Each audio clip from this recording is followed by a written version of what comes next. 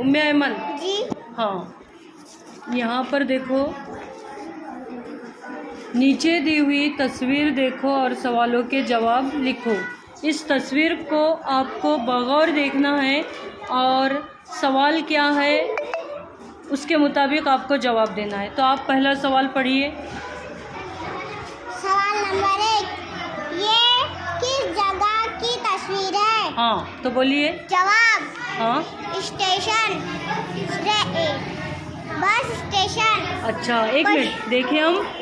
अरे वाह, बसेस खड़ी है, सही कहा आपने, गुड। दूसरा सवाल पढ़िए। सवाल नंबर 2, तस्वीर में कितनी बस नजर आ रही है? हाँ, तो आपको काउंट करना होगा कितनी बसें नज़र आ रही है। गिनना है आपको, बताइए। 1, 2, 3, 4। हाँ, शाबाश, वेरी गुड।